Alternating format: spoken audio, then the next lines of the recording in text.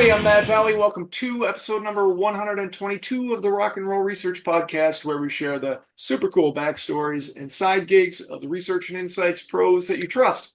Well, today is Purple Day, as you can see. Trying to match my glasses and my shirt to my guest's lovely hair color. And who is my guest? I'm very excited to welcome Dr. Rachel Baghelai to the podcast. It's doctor, right? So PhD. Now, Rachel is an industrial organizational psychologist and business consultant focused on the employee research space. Kind of a nice first cousin of market research, right, Colin? That's fair. So Rachel is currently the vice president of assessment and analytics at a really cool company called the Kaleidoscope Group, which focuses on consulting in the DEI space for their clients. And she works with Mary Hunter, who's a nice mutual friend of the two of us. So Mary, if you're watching, hey, let's talk soon. It's been a while. Now, something really interesting about Rachel, the first thing that I notice is looking behind her at her wall.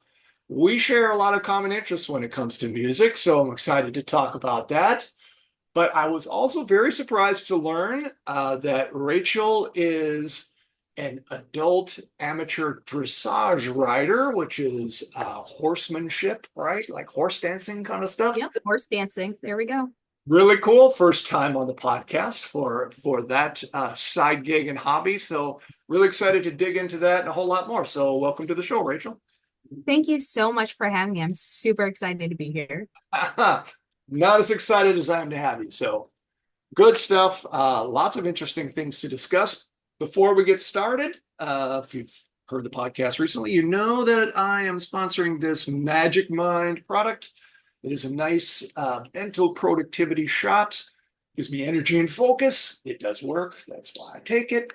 So I'm going to go down the hatch, and then we can get started.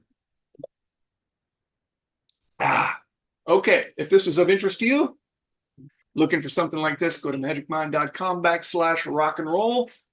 Use the product code rock and roll 20 for a nice discount. So, all right, Rachel, let's talk it. Of course, I like to start talking about how you got into research in the first place. And this is interesting. We don't have a lot of employee researchers on the podcast. So how did you first get into the space, and take us up to what you're doing now?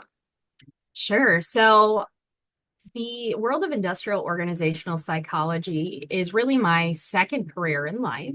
I started off in a really, really boring area, which is banking and finance.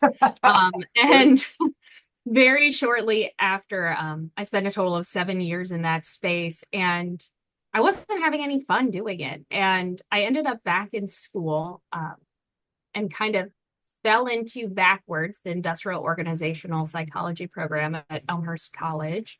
And within my first semester, I'm like, this is what I'm supposed to do. Like, this is it.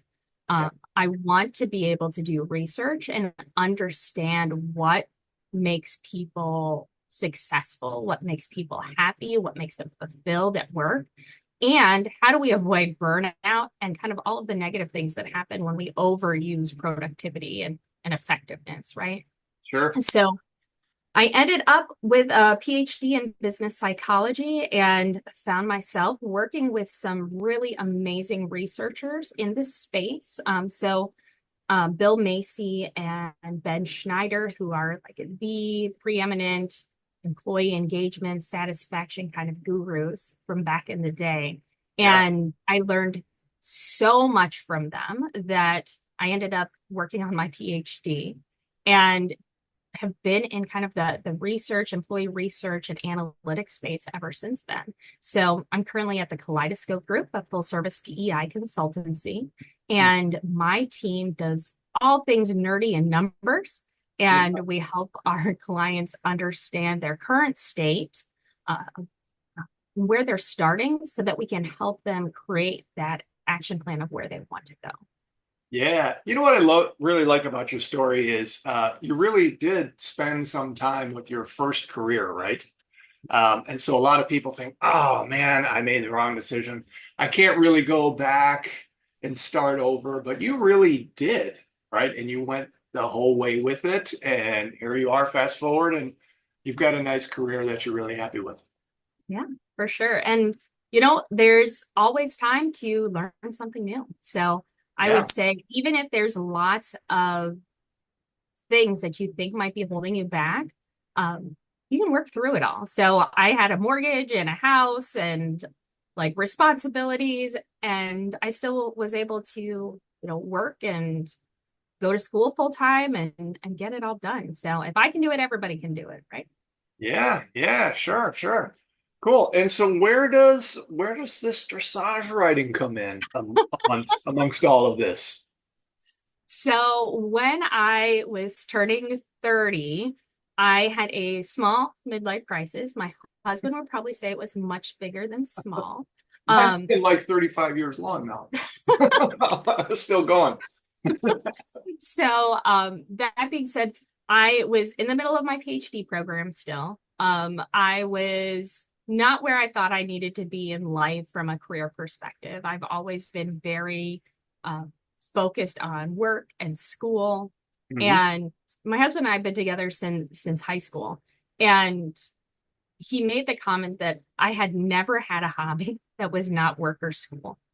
And I ended up kind of freaking out one day. And I'm like, I've never done anything in my life, anything, including, I've never even been on a horse. So I ended up buying some Groupons and taking some riding lessons with my niece. And that was it. It was like, first lesson in, I'm all in. And so within a few years, I found myself owning a horse. And, every day I am lucky enough to get to hang out with them and ride. I generally ride before work. But, Oh, get in a wow. good headspace, get in a good mental place. Uh, and I think the reason why I love horses and riding so much is you are benchmarking against yourself more than anything else. Sure. Um, you're building a great relationship with like this other entity, right? Like it's like a 1-ton animal almost. And you have to have a partnership in order to do the things that you want to do. And probably the best thing for me is you can think about nothing else, like zero other things while you're riding, if Sure. you want the horse to do what you want to do, right? So if you're Mhm. stuck in your head about X, Y, and Z, you're not going to be able to focus to do the movements that you want. So you brought up that I do dressage, which is like the horse dancing, and everybody is like, oh, the one where it like picks its feet up, and I'm like, yeah, that's a thing, but that's like in the Olympics, right? Like I'm not at Yeah. that level, but it still takes a lot of concentration and precision and work to do that. And because I'm the weirdo that I am, I like to do it to music. And every year my barn does a Halloween show and I create music, like full scores for Yeah. some sort of routine. So some of the fun ones that we've done in the past were I did a Nine Inch Nails one with my trainer one year. Um, we did Blondie one way or another, where I was the big bad wolf and she was Little Red Riding Hood. And then one year I spliced all of the Tank Girl soundtrack music, and was dressed up as Tank Girl, and my poor horse puts up with me, and he was dressed as her pet yak, for an entire routine. So we have fun, and it often gets a bad rap as kind of like a stuffy kind of sport, but you can have lots of fun doing it. It doesn't sound stuffy when you're playing Nine Inch Nails. No. Now, I have a question for you. So, just typical human like myself, you hear Nine Inch Nails and you get all the energy, that sort of thing. Does that transfer to the horse, or like is the horse just agnostic about the particular music that's being played? I would say mine is he's pretty agnostic. He's not Yeah. like super in like, but the reason why Nine Inch Nails is so good for dressage riding is because of the beat behind it. Yeah, right, And right. like his feet move in perfect time with the beat. Oh, And cool. so it's really more about finding the right beat for Yeah. the all of the movements that you're doing. So if like you were watching the Olympics, this past summer, You'll see like at certain points they'll speed up the music or they'll slow it down depending on what movements the horse is trying to do, or Yeah. the rider and the horse are trying to do. So you have to like there's an artistry to it where you need to figure out like exactly what you're doing at what point. And so I find that like goth rock, like 80s new wave, um, they have the right like cadence for a lot of the different dressage moves. So that's what Okay. I tend to do. Yeah. And I have a lot of fun making the music for it too. Yeah, I have one last question about this because I did take riding lessons for maybe 2 or 3 years when I was a young chap. And so for me, it was I never really got better. Each week was an adventure and how well I'd be able to, control the horse and trot it down the trail kind of thing. And so it's just it felt like a roll of the dice for 3 years. So how do you get to the point where you say, you know what, I'd really like to try out this dressage thing rather than just riding around the pen? So I ended up in dressage because I was like an adult, and to your point, like I was going around in a circle a lot in like an Yeah, arena. Um, and my trainer is like, you need to have some goals. I mean, you can just have fun, like that's a thing too. But like sure. knowing me, I'm a pretty goal-oriented person. Hmm. So for me, dressage has helped me become a better rider because each Ah, level um asks you to be able to do different things with your horse. So when you start off, they have an intro level where all you have to do is like walk and trot around, and that's it. And yeah, then the next level, you add additional movements, and then the next level, you add additional movements until you end up in the Olympics, and that's the Grand Prix level. yeah, yeah. Now you mentioned goal setting. I'm Hmm. curious to know, since you sort of took on, both of these disciplines, riding horses and IO Psych, as an adult, did you find beyond like goal setting, that sort of thing, are there any parallels that you found between those two areas? Or are they Yeah. completely different? No, I think they're it really all comes down to the same things, which is like having patience, right? Anyone who's done a dissertation knows that what you learn is patience, right? Yes. I remember doing 13 drafts of my dissertation proposal. I would turn it in every month. My advisor would like write on it in Sharpie and scan it back to me. And then I would make edits and then I would send in the next draft, right? So really it's all about patience and trusting in the process. Yeah. And sometimes there's like backslides and sometimes like there's barriers and things that you can't avoid. And that's okay. So for example, I've been trying to show my horse like third level dressage for like 4 years at this point, right? So in 2020, there was COVID. So Yeah. all the horse shows got canceled. In 2021, I happened to hurt myself, so I wasn't able to show. In 2022, I had a baby, right? And then, last year my trainer moved away. So there's all these different things, and life just comes at you. And as long as one, you're having fun with it, whatever it is, Sure. whether it's work passion or fun passion, and trusting in the process that, it'll all be okay in the end. And, sometimes you just need to take a step back and reflect and think about like, okay, so this is where I'm at now. So where am I hoping to go to? And it's okay to course correct and it's okay to change what your goals are. Um, just based on everything else that's going on. Sure. And I think sometimes we forget that, especially for those of us who are like, A students, like high performers, like you're like, I have to do this. And sometimes we trap ourselves in those mindsets. And sometimes you Sure. just need to take a step back. Yeah. Yeah. Cool. Cool. All right. So I'm really interested to know. So you're working for a DEI consultancy. Yeah. There's a lot of flux in that space right Yeah. now. It's like a push and pull and culture war and tug of war, all that kind of stuff.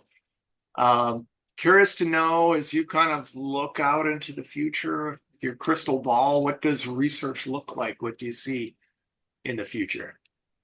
I think this space, like DEI, is bringing light to some ways that research has not always been the most inclusive. Right. And, you know, over the past, several years, and I mean, even before we talked about cross-cultural research, and we talked about like, well, how do we bring more people in? Because a lot of times it's in our sample sets that aren't necessarily inclusive, and we're limiting whole populations of people in Sure. those sample sets. But now I think we take it one step forward. So you mentioned Mary Hunter at the beginning. So Mary and I did some work on what we call applied inclusion, where we not only make sure that those people are included in the sample set, but then when we're looking at doing the statistical analyses and we're providing insights, we're making sure that those voices are amplified so that they don't get lost in the aggregated data. So the research project she and I worked on about a year and a half ago at this point really focusing on what are going to be those key drivers of feelings of inclusion in a workplace. And what we found is that for all of the different demographics of people, whether it's gender, it's race, ethnicity, age group, right? There are different things that kind of pop as most important for each one of those. So when we look at a regression analysis or anything like that. Sure. So we wanted to make sure to include, those findings in our entire instrument that we were putting together at the time. So we created thresholds where we're able to look at, okay, so to be included in this final survey item set, we want to make sure that it hits on not only what's at the aggregated level in terms of what's the most important key drivers, but what are the top 5 drivers for each of these different groups, and how many times does it appear for each different group? Sure. Um, Based on that and setting those thresholds, we were able to include items that might have been lost otherwise, but that we find time and again, as we've been using this updated survey over the past couple of years, how important they are to these different groups of people and different organizations. So when we're looking at organizations, no two workplaces that I have seen in 15 plus years of this at this point have the same key drivers. Like there's some things that always show up, but the number 1, 2 spot are going to be different for every organization depending on the makeup of that organization and like current culture and context that it lives within. Yeah, that's really interesting because uh, a lot of the experience that I've personally had with Yeah. employee research is as an employee, right? And so a lot of times those companies have their methodology they pitch and they're saying, well, this is the way to the truth. But you're saying it's not necessarily settled science, it's contextual, it's Mhm. not a one size fits all. Yes, 100%. So there's lots of different research out there that shows, I used to teach a performance management class. Mhm. I taught for a lot of years. But there's a really interesting article that did some research where they looked at, okay, who are the top performers at a certain like banking financial institution. Mhm. And they removed those people from that environment and they dropped them into another banking environment. Yeah. Um, and I have no idea how they managed to do this study, but that's what they did. And the top performers in the new organization were not able to produce the same level of results as in the other context. Yeah. And so when Yeah. we think about that, like and what different people need is different, right? So some people like the quick pace of, startups or like small agile organizations, and Yeah. other people really do well with like much more structured process and policy. And the thing is that we need all different types of people. So if we end up in an organization that is really big on process and policy and structure, that adaptable, kind of free spirit is probably not going to fit in as well. But that organization probably needs that person, right, to bring a Exactly. different Exactly. perspective. Yep. And so we need to think about like, what is it that we're trying to do? What's the mission of the organization? And how are we going to leverage people to be themselves, and enable them to do their best work, and overall, that's going to make the whole organization better and help us better achieve those business goals, whatever they are. Yeah, yeah. It's an interesting and complex alchemy from company to company. It's really Yeah. cool. All right. Okay, so you're busy, right? You've got you're writing in the morning, you're working all day, you're reading because you're PhD, all the good stuff. So when you're consuming media, what are you gravitating towards for inspiration, information, or enjoyment? Big broad question. What's on your media docket? That is a big, broad question and heavily influenced by the fact that I have a 2-year-old. So Oh yes, yes. we watch a Years. lot of Sesame Street in this household. Yeah, Um, but I will tell you, sometimes Sesame Street hits you where you need it. yeah, Uh, and it's funny how all parts of your life are so intertwined. But so I also have a baby horse. Um, he just turned 5. We're just starting to ride him and getting him ready. And he doesn't know what he doesn't know, right? He's a good boy, but he doesn't know what he doesn't know. And I got really nervous to ride him one day. And my trainer is just like, he's fine. Like you're gonna do this today. And I got so in my head I couldn't even barely walk him and steer. And the next morning we were watching Sesame Street. And there's a whole episode about Elmo being scared to get on a horse. And I'm like, you're where funny. was this? Like 24 hours ago. Like I really needed this. But I think, there's a lot that we forget as adults that when you're watching some of these things again, right, you have a very different perspective on. And, the same thing Sure. with books and like I reread some of the same books at different points in my life. And like one of my favorite series is The Lion, the Witch, and the Wardrobe. And the first time I read it, I was Yeah. like in the first grade, right? And Yep. I reread it in college and I reread it a few years ago. And every single time you have a completely different perspective on everything within Yeah, it and for the sure. context and where you're at. So I'll say I am one of those like repeat watcher readers and comfort book kind of people, Right. comfort movie kind of people. So um that's what happens a lot. And when my brain needs a break, it's nonsense reality. Yeah, everybody needs a little bit of it. Now you mentioned Sesame Street. It's funny for me because yeah, I grew up in the early days of Sesame Street. And if you were to ask my kids, we're all older now, they're all teenagers, but if you were to ask them, what is the one show that I banned from the household? It wasn't Sesame Street, but it was Elmo videos. No Elmo videos. Now there was no Elmo when I was a kid, but it's the voice, man. It's that I mean, voice. yes.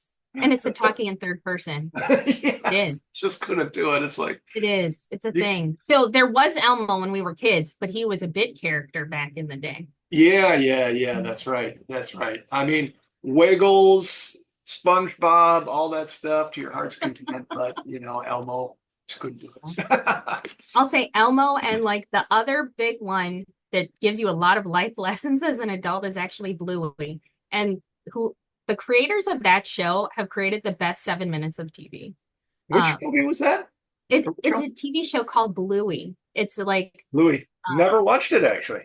yeah, it's It's a new each one. episode is 7 minutes long. I always refer to it as a show for parents that kids happen to like. But there's a lot of great lessons in that too. And a lot of things to help you reset and rethink about like where you're at and like what is it that you're trying to do with your life. Yeah. So recommend that too. 7 minutes. I'm gonna have to check it out. It was a crossword clue in the New York Times crossword last week, Louis. I'm like, I don't know what this is, but I got Yeah. everything else around it, so it fits in. I'll have to check it out. Okay. All right, Rachel. So, I mean, you're teasing me and you're tempting me with Go-Go's and L7 and Lillingtons and Green Day. Sensing a punk rock theme. I'm liking it. I'm liking it. I'm vibing. So, this is a question I really want to know. I've been thinking about it all week. So, let's say, Rachel, you're stranded on a desert island, right? You have 3 albums of your choosing to keep you company for the rest of your days. What are they? This is a really hard question. I'm just putting that out there. I think I could easily get us to five. I think it's like narrowing the number three down that's the hardest. But um, what comes to mind immediately for me is, and you can tease me all you want about this, is the Lunatic's Pretty Ugly album, which is a Yeah. lot of nonsensical stuff, but I loved every second of it, and I can listen to it over and over again. It's very much like theater art more than anything else. Yeah. Um, Super fun. Super fun. Probably Newfound Glory is Not Without a Fight. Oh, yeah. Uh, I really like the whole album. So, and that's hard because like I like a lot of their albums. So, and then the third one has been the hardest one for me because I keep going back and forth between like MXPX or Mhm. like the Lillingtons or like Joan Jett. And Yeah. like they've all like kind of made like big things in my life. But I think that I am going to go with um the the Lillingtons. Um Okay. Excellent choice. I think that's what I would choose. And I was lucky enough to I grew up with them, I should say that. I spent my senior of high school in South Dakota, and they lived in Newcastle, Wyoming. So I got to see them every Seriously? week. I didn't know that. I got to Wow. see them every week when I was in high school. But a few years ago, maybe 10 years, not so long, not so recent, right? About 10 years ago, they started playing again. And uh, there is, if anyone is in the Illinois region, Northern Illinois, there is the best deli on the face of the planet called Epic Deli. And they played a show there on a Monday night. Um, and there was nobody else. They were the only ones playing, and they Yeah. played for like 4, 5 hours straight. Oh my And like God. it was like the best Wow. ever. And hands down, it was like the best show I've ever been to. So I had so much fun at that. And uh, so I think that that is how it ends up in my top three. Yeah, yeah, love those choices. All three are first time mentions on the podcast. And so you and I talked about this. I'm going to give you a little trivia question here. Oh Right. no. So this is where I have quantitative data. So I've done 121 of these. So we have 363 band mentions so far on the Rock and Roll Research Podcast. There is a clear number one winner, most often mentioned band. Can you guess who that might be? Is it a band or is it a person? It is a band. It's a band.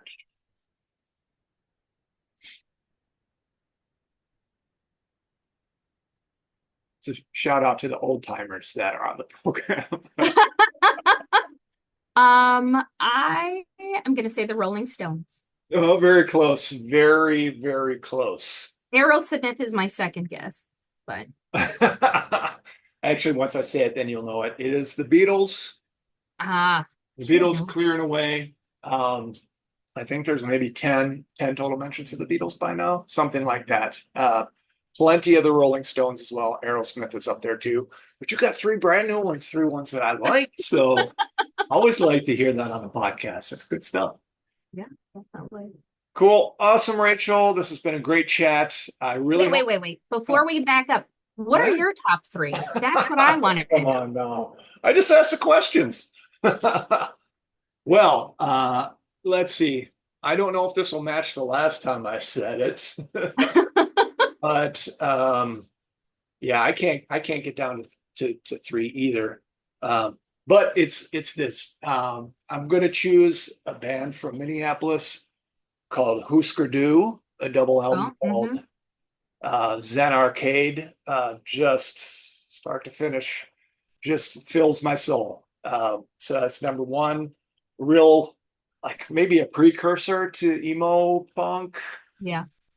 Still kind of hardcore. Yeah, great stuff. That's number one. Man, it's tough. Um, Number two, this is a little off the wall. There's a Johnny Cash album called Mean Oh. as Hell, which Mm-hmm. is all like old wagon train songs, old folk songs from from the old West. It just it's one of those things that just takes you somewhere that you could Yeah. never go otherwise. So I love that. Number three, that's the toughest. I might say Slayer, Rain and Blood.